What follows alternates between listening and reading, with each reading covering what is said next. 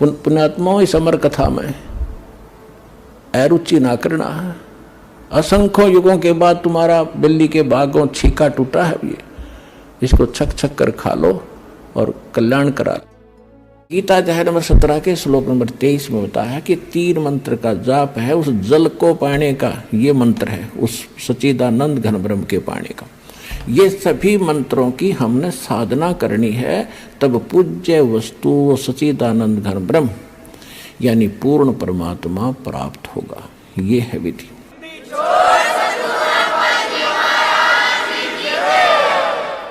अब वो कैसे प्राप्त होगा?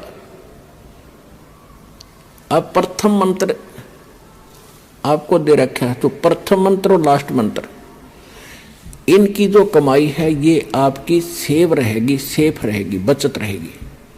और बाकी जो 5 नामों की कमाई है, साधना है, ये हम प्रथम जाएंगे जब आत्मा हृदय कमल से चलेगी।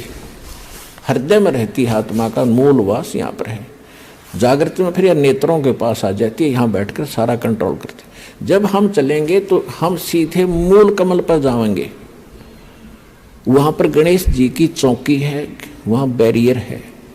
तो वहाँ जाकर के हम जब पहुँचेंगे, गुरु साथ होगा। जैसे वकील होता है तो उसके साथ साथ वो सारे काम कागज पूरे करता हुआ, अकाउंट क्लियर कराता हुआ आपका आगे चलता, जैसे सीए होता है, यो समझ लो। तो परमात्मा की आपको वहाँ से लेकर आखिर तक आवश्यकता पड़ेगी।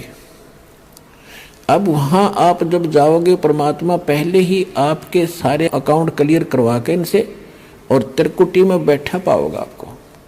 जब आप यहाँ से चलोगे, संसार छोड़कर मूल कमल में जाओगे, जहाँ गणेश जी का कमल है, तो वहाँ आपके अकाउंट क्लियर, सारे क्लियर पाओगे और आपको तुरंत रास्ता दे दिया जाएगा। चलो जी जाओ, आप कागज पूरे आपके, जाइए। फिर आप आओगे सावित्री ब्रह्मा जी वाले कमल में, जिसको अधिष्ठान चक्र कहते हैं, स्वाद चक्र भी कहा है। इसी तरह वहाँ से आपको क्लीन चिट तार में लगी, आप जाइए। फिर इसमें नाभि कमल में आओगे, विष्णु जी के कमल में। फिर यहाँ से भी आप आगे चलोगे कि आपका अकाउंट क्लियर, जाइए हृदय, फिर कंठ कमल, फिर आप पहुँचोगे त्रिकुटी पर।